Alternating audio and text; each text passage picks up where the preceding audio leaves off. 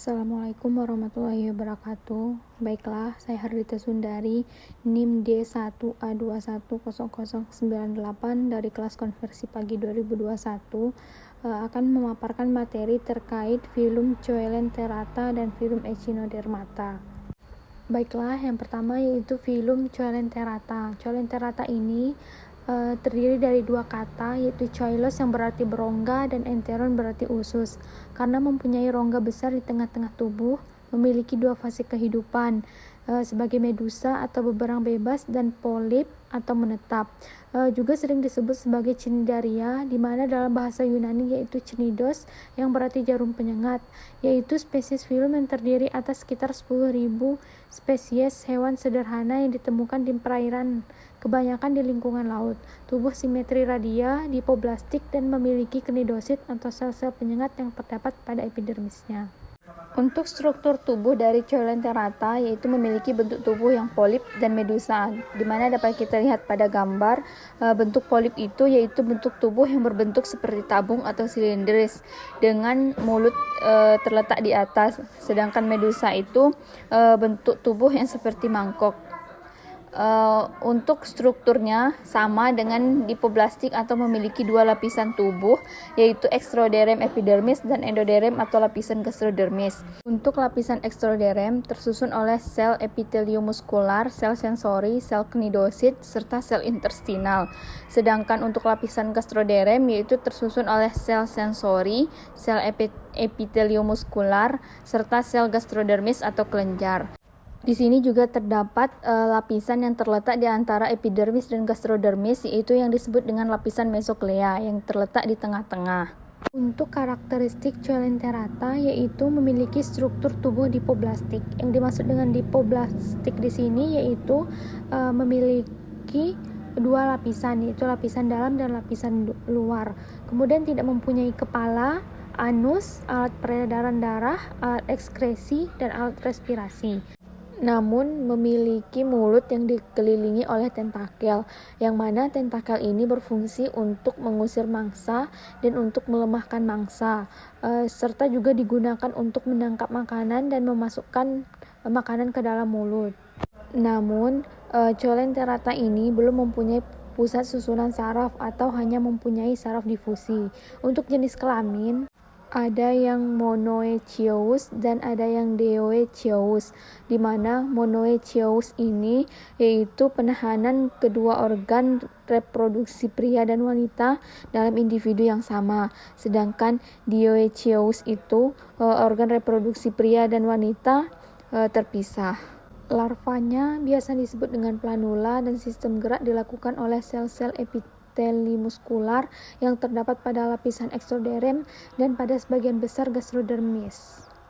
Selanjutnya, klasifikasi dari Coelenterata yaitu ada 4, yaitu ada hydrozoa, scyphozoa, anthozoa, dan ctenophora. Yang pertama yaitu ada hydrozoa atau yang biasa juga dikenal dengan hydra. Hydrozoa ini merupakan anggota hewan tak bertulang belakang. Kemudian bentuk tubuh seperti tabung dengan panjang 5-10 mm dengan garis tengah kurang lebih 2 mm. Kemudian hidupnya berbentuk polip dan juga mulut dikelilingi oleh tentakel yang terdiri atas 6 atau 7 buah tentakel tergantung spesiesnya dengan panjang 1-20 mm. Kemudian permukaan mulut disebut ujung oral dan permukaan tempat melekat diri disebut ujung aboral. Untuk reproduksinya dilakukan secara aseksual, yaitu dengan pembentukan tunas, dan seksual dengan pembentukan testis di bagian atas dan ovarium di bagian bawah, di mana akan terjadi persatuan antara spermatozoa dengan ovum membentuk zigot yang akhirnya tumbuh menjadi individu baru. Baiklah, selanjutnya yaitu ada scyphozoa atau juga biasa dikenal dengan ubur-ubur. Ubur-ubur ini merupakan hewan invertebrata berongga dengan bentuk tubuh seperti payung dan tubuhnya terdapat tentakel yang terdiri dari 6, 8, dan 10. Di dalam tubuhnya terdiri dari 90% air, yang memiliki tekstur seperti jelly. Biasanya habitatnya terdapat di permukaan laut dan pantai. Kemudian mengalami fase hidup metagenesis atau pergiliran keturunan. Kemudian tidak memiliki sistem pencernaan yang dilengkapi dengan usus, melainkan hanya memiliki satu lubang yang berfungsi sebagai tempat masuknya makanan dan tempat mengeluarkan makanan. Scyphozoa atau ubur-ubur ini memiliki fase difusi di seluruh tubuh yang berfungsi menyalurkan makanan ke seluruh tubuh. Sedangkan untuk ubur-ubur ini tidak memiliki sistem peredaran darah dan melakukan reproduksi dengan cara polip dan medusa.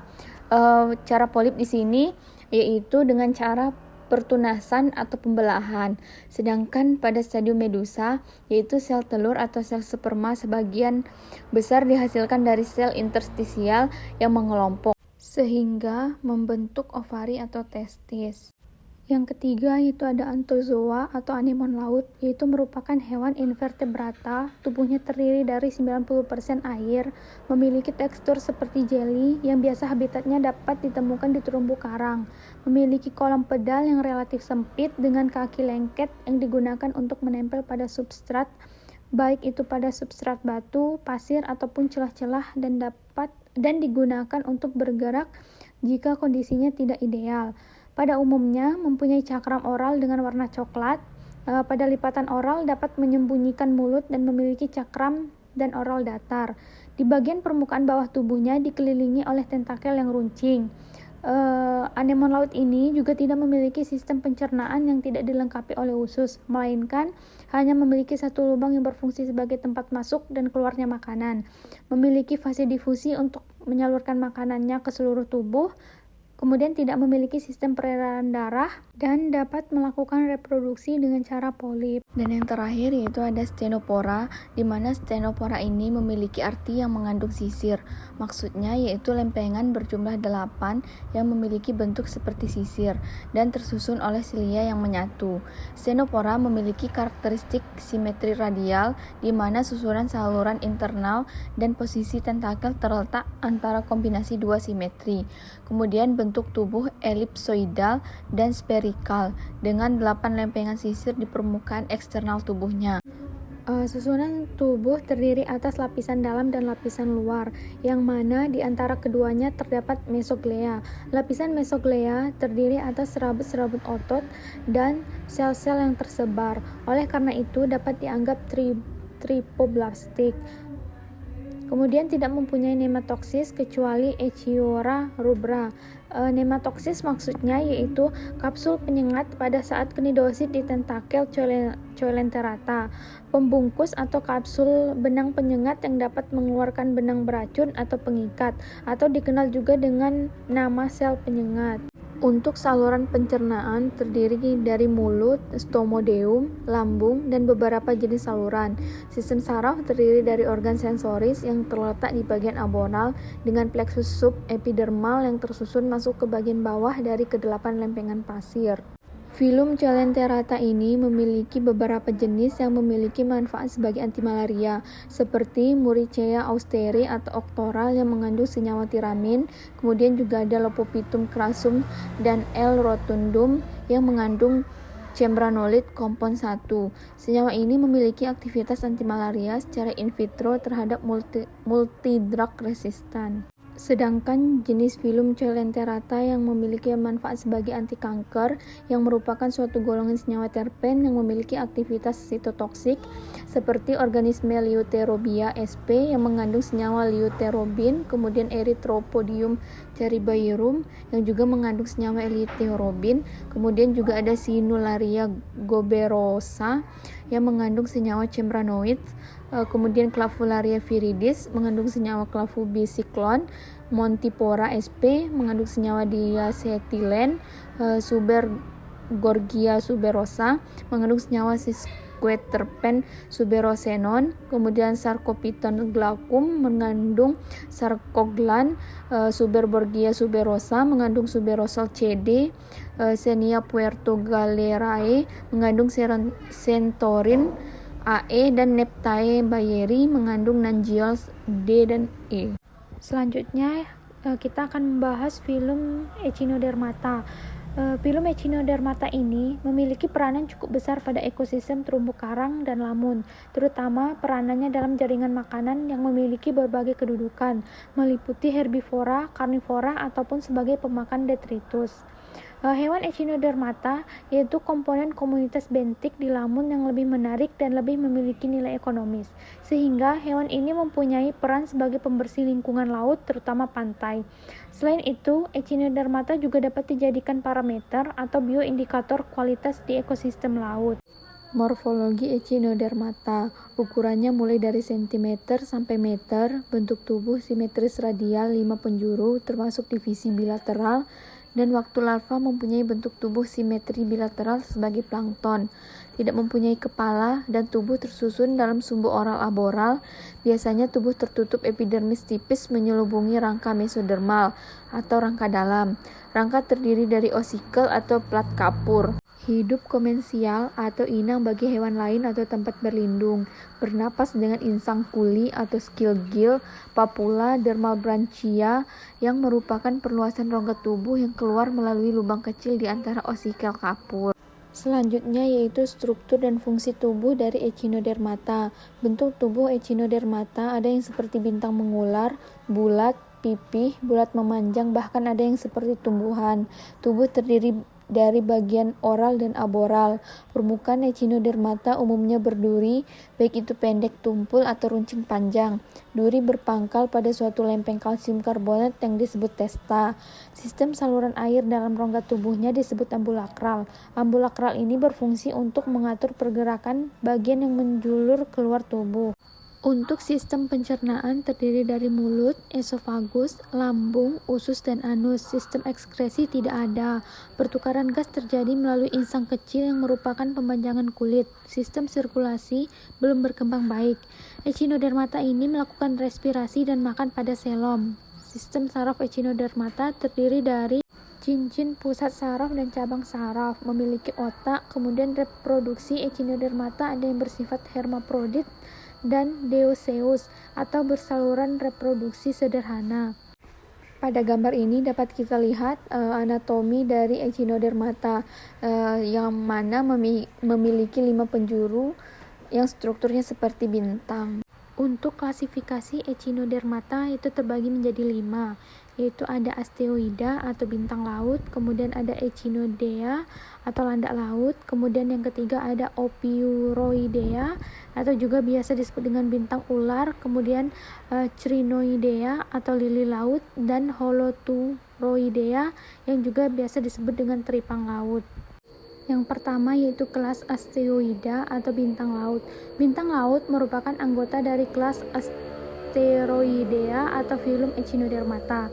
Bintang laut yang hidup di dunia saat ini diperkirakan sekitar 1.800 jenis, yang termasuk ke dalam kelas Asteroidea yang terdiri dari 4 bangsa atau ordo, 26 suku, dan 144 marga. Di perairan Indonesia diperkirakan terdapat sekitar 400 spesies bintang laut atau sekitar 22% dari jumlah total bintang laut di dunia. Untuk kedalaman 0 meter sampai dengan 20 meter di perairan Indonesia terdapat sekitar 88 spesies bintang laut yang termasuk ke dalam 38 genus dan 17 famili. Yang kedua yaitu kelas Echinoidea atau bulu babi atau juga dikenal dengan landak laut. Bulu babi atau landak laut sendiri dikelompokkan ke dalam kelas Echinoidea yang dibagi menjadi 2 subkelas, yaitu Periscoechinoidea dan Euchinoidea, dan terdapat sekitar 800 jenis bulu babi di seluruh dunia. Organ-organ internal bulu babi terbungkus dalam cangkang keras yang terbuat dari kalsium karbonat. Seperti film-film Echinodermata yang lainnya, sebagian besar bulu babi memiliki tubuh yang bulat, di mana terdapat 5 garis lipasan simetris dan dibagi menjadi 5 areal ambulakral. Areal ambulakral ini dipisahkan oleh 5 daerah interambulakral. Pada setiap daerah ambulakral terdapat kaki-kaki tubular yang terdapat di dekat bagian mulut pada bagian bawah. Bagian tengah ke bawah dari tubuh bulu babi adalah permukaan oral yang disebut dengan peristom. Yang ketiga yaitu ada Ophiuroidea atau bintang mengular. Kelompok bintang mengular ini terdiri atas 3 bangsa atau ordo, 16 famili, dan 276 genus. Pada saat ini diperkirakan terdapat sekitar 1.600 jenis atau spesies bintang mengular. Bintang mengular mempunyai kemiripan dengan bintang laut karena mempunyai bentuk tubuh yang bersimetri pentaradial, tubuh berbentuk cakram yang dilindungi oleh cangkang kapur berbentuk keping atau osikel, dan dilapisi dengan granula dan duri-duri. Di dalam tubuh terdapat berbagai organ seperti gonad, saluran pencernaan, dan sistem pembuluh air. Dari tubuh yang berbentuk cakram ini secara radial tumbuh 5 atau lebih tangan-tangan yang memanjang berbentuk silindris dan sangat fleksibel. Gerakan tangan-tangan ini kadang-kadang mirip gerakan ular. Oleh sebab itu, biota ini dikenal dengan nama umum bintang mengular atau brittle star. Yang keempat ada Crinoidea atau biasa juga dikenal dengan lili laut.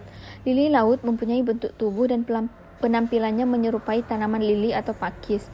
Bagi orang awam, lili laut mungkin dianggap sebagai flora laut, apalagi bagian tangannya mempunyai corak warna yang beraneka ragam. Ada yang hijau, kuning, merah, hitam, atau kombinasi dari 2 atau lebih warna. Kulitnya tersusun dari zat kitin, biasanya melekat pada dasar perairan. Jika lingkungan tidak memungkinkan, misalnya makanan habis atau keselamatannya terancam, ia akan pindah ke tempat lain yang sesuai dan aman. Kelompok hewan ini juga sering disebut dengan bintang bulu, juga dikenal sebagai lili laut, yaitu hewan yang mempunyai lengan bercabang serta anus dan mulut berada di permukaan oral. Kaki tabungnya tidak mempunyai saluran penghisap dan alur ambulakralnya terbuka. Dan yang terakhir ada kelas Holoturoidea atau biasa juga dikenal dengan teripang atau timun laut. Teripang yang sudah dideskripsikan ada sekitar 1.250 jenis. Dibedakan dalam 6 ordo, yaitu ada Dendrochirotida, Aspidochirotida, Dactylochirotida, Apodida, Molpadida, dan Elasipoda. Dari 1.250 spesies tersebut, terdapat 257 spesies tersebar di seluruh perairan Indonesia. Teripang memiliki tubuh yang lunak dan elastis dengan bentuk bervariasi, seperti membulat, silindris, segi empat, atau bulat memanjang seperti ular. Mulut terletak di ujung anterior, sedangkan anus di ujung posterior. Panjang tubuh bervariasi menurut jenis dan umur, berkisar antara 3 cm sampai dengan 150 cm. Bentuk tubuh teripang merupakan ciri taksonomiknya pada tingkat ordo dan famili, khususnya untuk suku-suku dari bangsa Aspidochirotida. Teripang pada umumnya mempunyai warna kulit yang kusam, seperti abu-abu, coklat, hijau lumut, atau hitam. Sisi ventralnya biasanya berwarna lebih cerah daripada sisi dorsal, seperti putih, kuning, merah muda, atau merah. Beberapa jenis teripang memiliki kulit dengan pola bercak-bercak atau garis-garis. Farmakologi Echinodermata. Yang pertama, lili laut atau Comaster sp. Alkaloid dan flavonoid dari lili laut mengandung antioksidan. Kemudian yang kedua, lendir bintang laut sebagai pencegah asma. Gonad bulu babi mengandung gizi yang tinggi. Kandungan omega 3 membantu menurunkan tekanan darah. Kemudian yang keempat, teripang memiliki anti kanker yang dapat mengadang sel kanker. Protein pada teripang baik untuk penderita diabetes. Kemudian yang kelima yaitu kelas Ophiurodea, di mana diteliti kandungannya untuk mencari antioksidan. Baiklah, itulah materi terkait film Coelenterata dan film Echinodermata. Lebih dan kurangnya saya mohon maaf. Saya akhiri, wabillahi taufik wal hidayah. Wassalamualaikum warahmatullahi wabarakatuh.